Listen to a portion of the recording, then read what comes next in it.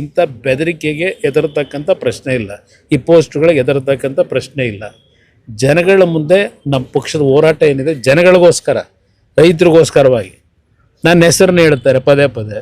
ಹೌದಪ್ಪ, ನನ್ನ ಕಾಲದಲ್ಲಿ ಇದು ಮಾಡಬೇಕು ಅಂತ ಹೊರಟಿದ್ದು ನಿಜ.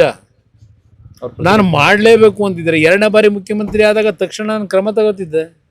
ಆ ರೀತಿ ಇದ್ದಿದ್ರೆ ಯಾತಕ್ಕೆ ನಾನು ಎರಡನೇ ಬಾರಿ ಇದ್ನಲ್ಲ, ಯಾಕೆ ಮಾಡಲಿಲ್ಲ? ಮಾಡೋದಾಗಿದ್ರೆ ಆಗ ಮಾಡಿಬಿಡುವೆ. ನನ್ನ ಹೆಸರನ್ನ ಹೇಳ್ಕೊಂಡು ದುಡ್ಡು ಹೊಡೆಯೋ ಕೆಲಸಕ್ಕೆ, ಭೂಮಿ ಲಪಟಾಯಿಸೋ ಕೆಲಸಕ್ಕೆ ಇವತ್ತು ನನ್ನ ಹೆಸರನ್ನು ಉಪಯೋಗ ಮಾಡ್ಕೊಂಡು ಹೊರಟವ್ರೆ. ಏನಾದ್ರು ಉದ್ದೇಶ, ಒಳ್ಳೆ ಉದ್ದೇಶ ಇದ್ದರೆ ಬೆಂಬಲ ಕೊಡೋದ. ಯಾವುದರಲ್ಲಿ ಇವ್ರಿಗೆ ಒಳ್ಳೆ ಉದ್ದೇಶ ಇದೆ? ಯಾವುದೇ ಒಂದು ಕೆಲಸ ಮಾಡಬೇಕು ಅಂದ್ರೆ ದುಡ್ಡೇ ನೋಡ್ತಾರೆ. ಇಂಥ ವ್ಯಕ್ತಿ ಬಗ್ಗೆ ನಾನು ಎಷ್ಟು ಸಲ ಮಾತಾಡಲಿ? ಬೆಳೆಯಕ್ಕಾಗಲ್ಲ, ಬರಡು ಭೂಮಿ ಅಂತ. ಇಲ್ಲಿ ನನ್ನ ಎದುರುಗಡೆ ರೈತರು, ಶ್ರೀನಿವಾಸ ರೆಡ್ಡಿ ರೈತರಿದ್ದಾರೆ, ಶಿಲ್ಪಾ ಅವರಿದ್ದಾರೆ, ಭಾರತಿ ಅವರು, ಶಾಂತಮ್ಮ, ಇವರೆಲ್ಲ ಇಲ್ಲೋರೆ, ಲೋಕಲ್. ಈ ಜಮೀನವರು ಇವರು. ಅವ್ರು ಹೇಳಿದ್ರು ಜಮೀನವ್ರು ಎಲ್ಲ ಕೊಟ್ಟುಬಿಟ್ಟಿದ್ದಾರೆ, ಬೇರೆಯವ್ರು ಯಾರೋ ಬಂದು ಸ್ಟ್ರೈಕ್ ಮಾಡ್ತಾ ಇದ್ದಾರೆ ಅಂತ. ನೋಡಿ, ಜಮೀನವರು ಇಲ್ಲೇ ಇದ್ದಾರೆ ನೋಡಿ. ಒಳ್ಳೆ ಸಪೋರ್ಟ, ಸುಮಾರು ಒಂದು 30 ವರ್ಷದ ಮೇಲೆ ಆಗಿರ್ಬೇಕು ಸಪೋರ್ಟ. ಇದು ಪಾಲಿ ಹೌಸ್ ಇದೆ, ತೆಂಗಿನ ಮರ ಇದೆ. ಇದೆಲ್ಲ ನಮ್ಮ ಕಣ್ಣಿಗೆ ಕಾಣುವಂತ ಗ್ರೀನರಿ. ಈ ಗ್ರೀನರಿ ಇದು. ಈ ಗ್ರೀನರಿಯನ್ನ ಇವತ್ತು ಸರ್ಕಾರ, ಅದರಲ್ಲೂ ಡಿ.ಕೆ. ಶಿವಕುಮಾರ್ ಅವರ ಕಾಂಗ್ರೆಸ್ ಸರ್ಕಾರ ಬಲವಂತವಾಗಿ ಜಮೀನು ಕೀಳ್ತಾ ಇರೋ ಬಗ್ಗೆ ನಮ್ಮ ರಾಜ್ಯದ ಅಧ್ಯಕ್ಷರು, ನಮ್ಮ ವಿರೋಧ ಪಕ್ಷದ ನಾಯಕರು ನಾರಾಯಣ ಸ್ವಾಮಿ ಅವರು, ನಮ್ಮ ಡಾಕ್ಟರು, ನಮ್ಮ ಲೋಕಸಭಾ ಸದಸ್ಯರು ಮಂಜುನಾಥ್ ಅವರು, ನಮ್ಮ ರವಿಕುಮಾರ್ ಅವರು, ನಾವೆಲ್ಲ ಪೂರ್ತಿ ಟೀಮ್ ಬಂದಿರುವಂತದ್ದು. ಇಲ್ಲಿ ಆಗ್ತಾ ಇರುವಂತ ಅನ್ಯಾಯವನ್ನ ಪ್ರಪಂಚಕ್ಕೆ ತಿಳಿಸುವಂತ ಕೆಲಸವನ್ನ ಮಾಡ್ತಾ ಇದ್ದೀವಿ. ರಾಜ್ಯದ ಜನತೆ ಗೊತ್ತಾಗಿದೆ. ಯಾಕಂದ್ರೆ ರಾಜ್ಯದ ಜನತೆಗೆ ಏನು ಕಾಂಗ್ರೆಸ್ ಅವರು ಕಟ್ತಾ ಇದ್ದಾರೆ ಅಂದ್ರೆ, ಇದೆಲ್ಲ ಬರಡು ಭೂಮಿ. ನಾವು ಅವ್ರಿಗೆಲ್ಲ ದಾನ ಕೊಟ್ಟಂಗೆ ಹಣ ಕೊಡ್ತಾ ಇದೀರಿ, 2 ಕೋಟಿ ಅಂತ ಇದೆ. ಇದು ದಾನ ಅಲ್ಲ, ಶಾಪ ಅದು. ಅದರಿಂದ ನಾವು ಇಲ್ಲೇ ರೈತರಿದ್ದಾರೆ. ಏನು ರೆಡ್ಡಿ ಅವರೇ, ಜಮೀನು ಇದೇನು ಬರಡು ಭೂಮಿನ? ಈಗ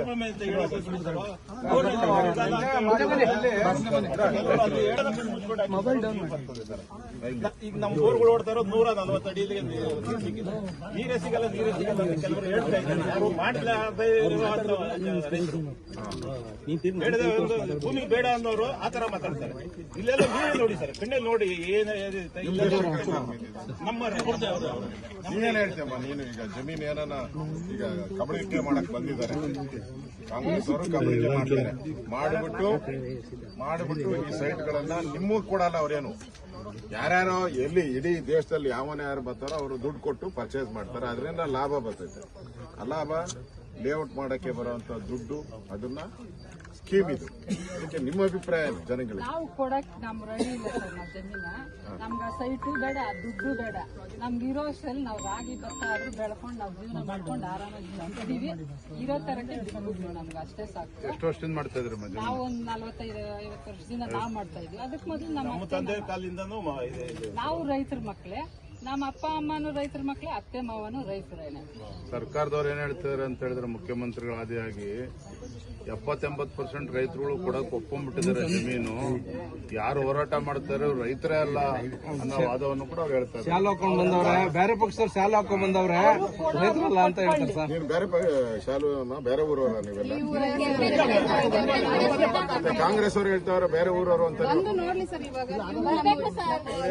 ಸರ್ ಬಾಯ್ ಬಿಟ್ರೆ ಸುಳ್ಳು. ನಮ್ದು ಎಷ್ಟು ಎಕರೆ ಇದೆ ಇಲ್ಲಿ ತೋಟ? ಇದು 15 ಎಕರೆ ಇದೆ.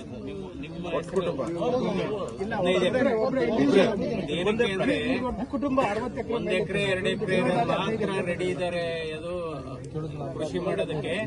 10-15 ಎಕರೆ ಇರೋರು ಕೊಡೋದಕ್ಕೆ ರೆಡಿ ಇದ್ದಾರೆ ಅಂತ ಒಂದು ವಾದ ನಡೀತಾ ಇದೆ. ಇನ್ನು ಊರ ಪಕ್ಕ ಕೆಂಪೈನಪಳ್ಳಿಗೆ ಸೇರಿರೋದು 4 ಎಕರೆ ಇದೆ. 15 ಎಕರೆನೂ ನೀವು ಮಾಡ್ತಾ ಇದ್ದೀರಾ, ಕೃಷಿಯನ್ನು ಮಾಡ್ತಿದ್ದೀರಾ. ಇಲ್ಲಿ ನೀವು ಮುಂದಕ್ಕೆ ಹೋದ್ರೆ ಅಡಿಕೆ ಇದೆ, ರೇಷ್ಮೆ ಇದೆ. ಇಲ್ಲಿ ಸ್ವಲ್ಪ ಮುಂದೆ ಬೇಡ, ಎಕ್ವೈರ್ ಆಗೋದು ಬೇಡ. ಇದು ಬರಡು ಭೂಮಿ ಅಲ್ಲ, ಇದು ನೀರಾವರಿ ಭೂಮಿನೇ. ಬರಡು ಭೂಮಿ ಅಂತ ಜನಗಳು ಕಾಣಿಸ್ತಾ ಇಲ್ವಾ? ಎಲ್ಲೋ ನಿಂತ್ಕೊಂಡು ಬರಡು ಭೂಮಿ, ಕೊಚ್ಚೆ ನೀರು. ಅದೇ ಕೊಚ್ಚೆ ನೀರಿಂದ ಎಷ್ಟೋ ಜನ ಬರ್ತಾ ಇದ್ದಾರೆ. ನಮ್ಗೆ ಯಾವುದೇ ರೀತಿ ಯಾವ ಕ್ಯಾನ್ಸರ್ ಆ ಥರ ಏನು ಬಂದಿಲ್ಲ. ಸುಮ್ಮನೆ ಸುದ್ದಿಗಳನ್ನೆಲ್ಲ ಹಬ್ಬಿಸ್ತಾ ಇದ್ದಾರೆ. ನಾವು ಸುಮಾರು 20-30 ವರ್ಷದಿಂದ ಹಸು ಸಾಗಾಣಿಕೆ ಎಲ್ಲ ಮಾಡ್ತಾ ಇದೀವಿ. ನಾವು ಅದರಿಂದ ತಿಂತಾ ಇದೀವಿ. ನಾವು ಭೂಮಿ ತಾಯಿನ ಯಾವತ್ತೂ ಬಿಟ್ಕೊಡಕ್ ನಾವು ರೆಡಿ ಇಲ್ಲ ಸರ್. ನಮ್ಮ ಭೂಮಿ ನಾವು ಬೇಕು ಸರ್, ದಯವಿಟ್ಟು ನಾವು ಕೇಳ್ಕೊತಾ ಇದೀವಿ. ನಮ್ಮ ಭೂಮಿ ನಮ್ಗೆ ಕೊಡ್ಸ್ಕೊಡಿ. ನಿಮ್ದು ಎಷ್ಟು ಎಕರೆ ಇದೆ? ಏರಿಯಾದಲ್ಲಿ ಈ ಹಳ್ಳಿ ಈ ಹಳ್ಳಿದು ದಿನ 1400ರಿಂದ 1500 ವರ್ಷಕ್ಕೆ ಎಷ್ಟಾಗಿದೆ? ವರ್ಷಕ್ಕೆ ಒಂದು ಕೋಟಿ ಇಲ್ಲ ಇತ್ತು ನೋಡೋಣ. 5,40,000 ಲೀಟರ್ ಹಾಲು ಒಂದು ವರ್ಷಕ್ಕೆ. ಇದು 2 ಕೋಟಿ ಒಂದು ವರ್ಷದ ಹಾಲು. ಒಂದು ಚಿಕ್ಕ ಹಳ್ಳಿ 5,40,000 ಒಂದ್ ಸಂಘ. ಒಂದು 1,200 ಲೀಟರ್ ದಿನ ಉತ್ಪಾದನೆ ಆಗುವಂತ ಸಂಘ ಇದು. ಇನ್ನು 2,000-3,000 ಉತ್ಪಾದನೆ ಆಗುವಂತ ಹಾಲು ಉತ್ಪಾದಕ ಸಹಕಾರ ಸಂಘ ಈ ಏರಿಯಾ 23 ಸಂಘಗಳಿದಾವೆ. 23-24 ಸಂಘ ಇದೆ. ಇದೇ ಅವರೇಜ್ ಇಷ್ಟೇ ಬರುತ್ತೆ. ಇಲ್ಲ, ಒಂದು ಲೈನ್ ಇದೆ, ಒಂದು 3,000 ಇದೆ. ತಾಲೂಕಲ್ಲಿ 23 ಸಂಘ ಇದೆ. ಭೂ ಸ್ವಾಧೀನ ಸ್ವಾಧೀನ ಆಗ್ತಾ ಇರೋ ವ್ಯಾಪ್ತಿ ವ್ಯಾಪಾರ ಆಗ್ತಾ ಇಲ್ಲ. 23-24 ಆವರೇಜ್ ಪಂಚಕಾನಹಳ್ಳಿ ಬೈರಮಳೆ ಗ್ರಾಮ ಪಂಚಾಯತ್ 30-40 ಕೋಟಿ ಮಾಡ್ಕೊಳ್ಳಿ. ಇವ್ರು ಯಾರು ಭೂಮಿನೇ ಇಲ್ಲ, ಯಾರು ಇರೋರ ಹತ್ರ ಏನೋ ಮಾತು ಮಾಡಿದ್ರು. 1 ಗುಂಟೆ 1/2 ಎಕರೆ ಗುತ್ತಿಗೆ ಮಾಡ್ಕೊಂಡು ನಿಮ್ಮ ಅಭಿಪ್ರಾಯ ಏನಪ್ಪ? ಸರ್, ನಮ್ಗೆ ಈ ಭೂ ಸ್ವಾಧೀನ ಅದು ನಮ್ಗೆ ಇಷ್ಟನೇ ಇಲ್ಲ. ಈ ಭೂ ಸ್ವಾಧೀನ ನಮ್ಗೆ ಇಷ್ಟ ಇಲ್ಲ. ಇಡೀ ನಮ್ಗೆ ಎಲ್ಲ ಇಡೀ ಊರಲ್ಲಿ 95% ಯಾರಿಗೂ ಇಷ್ಟ ಇಲ್ಲ. ಯಾರೋ ಕೆಲವರು 3 ಮಂದಿ 2 ಮಂದಿ ಅವ್ರು ಸುಮ್ಮನೆ ಏನೇನೋ ಬೋಗಸ್ ಹಂಗ ಹೋಗ್ತದೆ, ಒಂದೇ ಸಲ ದುಡ್ಡು ಕೊಡ್ತಾರೆ, ಈ ತರ ಎಲ್ಲ ಏನೇನೋ ಸುಳ್ಳು ಹೇಳಿ ಅವ್ರೆಂತವ್ರು ಅಂದ್ರೆ 10 ಎಕರೆ 15 ಎಕರೆ ಇರುವಂತವ್ರು. ನಮ್ಮ ಹತ್ರ ಇರೋದೆಲ್ಲ 1 ಎಕರೆ. ಇಂಥವ್ರೆ ತುಂಬಾ ಜಾಸ್ತಿ ಇದ್ದಾರೆ. 1 ಎಕರೆ 2 ಎಕರೆ ಇರುವಂತ ರೈತರು ಎಷ್ಟು ಜನ ಇದ್ದಾರೆ? ಒಂದು 1 ಎಕರೆ 2 ಎಕರೆ ಅಂದ್ರೆ ಸರ್, ಇಡೀ ಊರಲ್ಲಿ 150 ಮನೆ ಇದೆ. 150 ಮನೆಯಲ್ಲಿ ಪಾಣಿ ಇರುವಂತವ್ರು ಒಂದು 40ರಿಂದ 45 ಮನೆಯವರು ಅಷ್ಟೇ. ಉಳಿದವರೆಲ್ಲ ಬೇರೆ ಕೂಲಿ ಮಾಡಿ ಅಥವಾ ರೇಷ್ಮೆ ಒಂದು ಮಾಡ್ಕೊಂಡು ಹೈನುಗಾರಿಕೆ ಮಾಡ್ಕೊಂಡು ಜೀವನ ಮಾಡ್ಕೊಂಡು ರೇಷ್ಮೆ 35 ಕೋಟಿ ಟರ್ನ್ ಓವರ್. ಸಮಸ್ಯೆ ಏನ್ ಹೇಳ್ತೀರಾ? ಸರ್, ಸರ್ಕಾರಕ್ಕೆ ದಯವಿಟ್ಟು ಕೈ ಮುಗಿದು ಕೇಳ್ಕೊತೀವಿ. ಡಿ ಕೆ ಶಿವಕುಮಾರ್ ಸಾಹೇಬ್ರಿಗೆ ಈ ಭೂ ಸ್ವಾಧೀನ ದಯವಿಟ್ಟು ಕೈ ಬಿಟ್ಬಿಡಿ. ನಮ್ಮ ಪಾಡಿಗೆ ನಾವು ಜೀವನ ಮಾಡ್ಕೊಂಡಿರಕ್ಕೆ ನಮ್ಗೆ ಅವಕಾಶ ಮಾಡ್ಕೊಡಿ. ನಿಮ್ಗೆ ದೇವ್ರು ಒಳ್ಳೇದ್ ಮಾಡ್ತಾನೆ, ಇನ್ನೂ ಉನ್ನತ ಹುದ್ದೆಗೆ ಹೋಗೋ ಅವಕಾಶನೂ ಸಿಗ್ಲಿ ನಿಮ್ಗೆ. ದಯವಿಟ್ಟು ಇದನ್ನ ಇಲ್ಲಿಗೆ ಕೈ ಬಿಟ್ಬಿಡಿ ಅಂತ ನಾನು ಹೇಳಕ್ ಇಷ್ಟಪಡ್ತೀನಿ. ಸ್ನೇಹಿತರೆ, ಪ್ರಿಯಾಂಕ್ ಖರ್ಗೆ ಅವರು RSS ನೋಂದಣಿಗಿನ್ನ ಬಹುಶಃ ಅವರು ರಾಹುಲ್ ಗಾಂಧಿ ಅವರ ಹತ್ರ ನೋಂದಣಿ ಆಗಬೇಕು ಅಂತ ಅವ್ರ ಆಲೋಚನೆ ಇರ್ಬೋದು. ಈಗಾಗಲೇ ಆಗಿದ್ದಾರೆ. ಅವ್ರ ತಂದೆಯವರೇ ಆಲ್ ಇಂಡಿಯಾ ಕಾಂಗ್ರೆಸ್ ಪ್ರೆಸಿಡೆಂಟ್ ಇದ್ದಾರೆ. ಅಷ್ಟು ಉತ್ಸುಕತೆ ಏನು ಅಗತ್ಯ ಇರಲಿಲ್ಲ ಅವ್ರಿಗೆ. ಯಾಕೆಂದರೆ ನೋಡ್ರಿ, ನೋಂದಣಿ ಒಂದು ಸಂಸ್ಥೆ ಆಗಲಿ, ಒಬ್ಬ ವ್ಯಕ್ತಿ ಆಗಲಿ, ಅಥವಾ ಒಂದು ಸೆಟ್ ಆಫ್ ಇಂಡಿವಿಜುವಲ್ಸ್. ಈಗ ನಮ್ಮಲ್ಲಿ ಅನೇಕ ಭಜನಾ ಮಂಡಳಿಗಳಿಲ್ವಾ? ಗ್ರಾಮೀಣ ಪ್ರದೇಶದಲ್ಲಿ ಭಜನಾ ಮಂಡಳಿಗಳಿದೆ. ಈಗ ನಾಟಕ ಮಾಡೋದಕ್ಕೆ ಕೆಲವು ಮಂಡಳಿಗಳಿದೆ, ನಾಟಕ ಮಂಡಳಿಗಳಿವೆ. ಅನೇಕ ಧರ್ಮಗಳಲ್ಲಿ ಕೂಡ ಅನೇಕ ಇಂಡಿವಿಜುವಲ್ ಸೇರಿ ಸಂಘಗಳು ಮಾಡ್ತಾರೆ. ಕ್ರಿಕೆಟ್ ಅಸೋಸಿಯೇಷನ್ಸ್ ಇದೆ, ಸ್ಪೋರ್ಟ್ಸ್ ಕ್ಲಬ್ಸ್ ಇದೆ. ಎಲ್ಲದಕ್ಕೂ ರಿಜಿಸ್ಟ್ರೇಷನ್ ಮಾಡಿಸ್ತಾರಾ? ಮಾನ್ಯ ಪ್ರಿಯಾಂಕ್ ಖರ್ಗೆ ಅವ್ರು ಕೇಳಪ್ಪ ಸ್ವಲ್ಪ. ಮತ್ತು ಇವತ್ತು 19(1)C ಪ್ರಕಾರ, according to article 19(1)C, according to constitution, doctor Baba Saheb Ambedkar ಅವರೇ ಇದರಲ್ಲಿ ಪ್ರಾವಿಷನ್ ಮಾಡಿದ್ದಾರೆ. ಸಂಘ ಮಾಡ್ಕೊಳ್ಬೋದು. ಮತ್ತು RSS ಸಂಘ 100 ವರ್ಷಗಳ ಇತಿಹಾಸ ಇರುವಂಥ ಸಂಘ. ಧಾರ್ಮಿಕ ಕೆಲಸ ಮಾಡ್ತಾ ಇದೆ, ರಾಷ್ಟ್ರೀಯತೆ ಕೆಲಸ ಮಾಡ್ತಾ ಇದೆ, ರಾಷ್ಟ್ರ ಕಟ್ಟುವಂಥ, ರಾಷ್ಟ್ರ ನಿರ್ಮಾಣ ಮಾಡುವಂಥ, ವ್ಯಕ್ತಿ ವಿಕಾಸ ಮಾಡುವಂಥ ಇಂಥ ಒಂದು ಅತ್ಯುತ್ತಮವಾಗಿರ್ತಕ್ಕಂಥ ಕೆಲಸಗಳು, ಸರ್ಕಾರಗಳು ಮಾಡೋಕ್ಕಾಗದೇ ಇರೋಂಥ ಕೆಲಸಗಳನ್ನ ಇವತ್ತು ಸರ್ಕಾರದಕ್ಕೆ ಪೂರಕವಾಗಿ, ದೇಶಕ್ಕೆ ಪೂರಕವಾಗಿ ಮಾಡ್ತಾ ಇರತಕ್ಕಂಥ ಸಂಸ್ಥೆ ಬಗ್ಗೆ ನಿಮಗೆ ಇಷ್ಟು ಗಾಢವಾಗಿರ್ತಕ್ಕಂಥ ಅಪನಂಬಿಕೆ ಇದರ ಮೇಲೆ ನೀವು ರಾಜಕೀಯ ಬೆರೆಸುವಂಥದ್ದು ನಿಜವಾಗಲೂ ಕೂಡ ನಿಮ್ಮ ವ್ಯಕ್ತಿತ್ವಕ್ಕೆ, ನಿಮ್ಮ ವಯಸ್ಸಿಗೆ, ನಿಮ್ಮ ಅನುಭವಕ್ಕೆ, ನಿಮ್ಮ ಸ್ಥಾನಮಾನಕ್ಕೆ, ನಿಮ್ಮ ಹಿನ್ನೆಲೆಗೆ ಸರಿಯಲ್ಲ ಅಂತ ನನ್ನ ಸ್ನೇಹಿತರಾದಂಥ ಪ್ರಿಯಾಂಕ್ ಖರ್ಗೆ ಅವರಿಗೆ ನಾನು ಭಾಳ ಸ್ಪಷ್ಟವಾಗಿ ಹೇಳಲಿಕ್ಕೆ ಬಯಸ್ತೀನಿ. ವಿರೋಧ ಎಷ್ಟು ಬೇಕಾದರೂ ಮಾಡಿ ತೊಂದರೆ ಇಲ್ಲ, ಆದರೆ ಯಾವತ್ತಾರೂ ಒಂದು ದಿವಸ ಸ್ನೇಹಿತರಾಗುವ ಪರಿಸ್ಥಿತಿ ಬಂದರೆ ಒಬ್ಬರು ಮುಖ ಒಬ್ಬರು ನೋಡೋದಕ್ಕೆ ನಾಚಿಕೆ ಆಗದೆ ಇರೋ ಹಾಗಾದರೂ ಇರಲಿ ಅಂತ. ಇದು ಕೇವಲ ರಾಜಕೀಯಕ್ಕಲ್ಲ ರೀ, ಎಲ್ಲರಿಗೂ ಅಪ್ಲೈ ಆಗೋದು. ಯಾವುದೋ ಒಂದು ಕಾರಣಕ್ಕೆ, ಯಾವುದೋ ಒಂದು ಸನ್ನಿವೇಶದಲ್ಲಿ ವಿರೋಧಿಸ್ತಾ ಇದ್ದೀವಿ ಅನ್ನುವ ಕಾರಣಕ್ಕೆ ಬಳಸಬಾರದ ಶಬ್ದಗಳನ್ನೆಲ್ಲ ಬಳಸಿ, ಸೊಂಟದ ಕೆಳಗಿನ ಭಾಷೆಯನ್ನು ಬಳಸಿ ವಿರೋಧಿಸಿಬಿಡೋದು. ಮುಂದೊಂದು ದಿನ ಎದರ ಬದರ ಬಂದು ನಿಲ್ಲೋ ಪರಿಸ್ಥಿತಿ ಇದ್ದಾಗ ಒಬ್ಬರು ಕಣ್ಣಲ್ಲಿ ಕಣ್ಣಿಟ್ಟು ನೋಡ್ಕೊಳ್ಳೋದಕ್ಕಾಗದೇ ಇರುವಂಥ ಭಾಷೆಗಳನ್ನು ಬಳಸೋದು ಅಂತ. ಮುಂದೆ ಯಾವತ್ತಾರೂ ಸ್ನೇಹಿತರಾಗುವ ಸನ್ನಿವೇಶ ಬಂದರೆ ನಾಚಿಕೆ ಆಗಬಾರ್ದು. ದುಶ್ಮನಿ, ಶತ್ರುತ್ವ, ಜಗಳ ಅಷ್ಟು ಡಿಗ್ನಿಫೈಡ್. ಅಯ್ಯಪ್ಪ ಅಯ್ಯಪ್ಪ ಸ್ವಾಮಿಯೇ ಸ್ವಾಮಿಯೇ ಅಯ್ಯಪ್ಪ ಅಯ್ಯಪ್ಪ ಸ್ವಾಮಿಯೇ ಸ್ವಾಮಿ.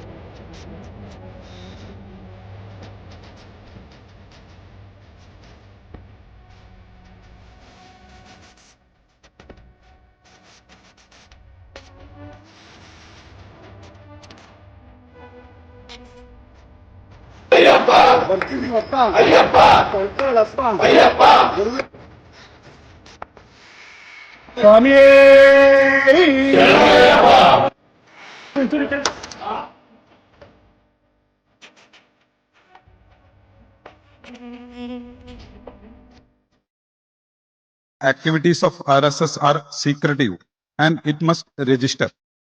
What is your response? I don't need to respond. There are so many unregistered things going on. And we are not secretive, we are working on open ground. We are calling people and telling them about Sangha. This is politics. And all these gimmicks are being tried.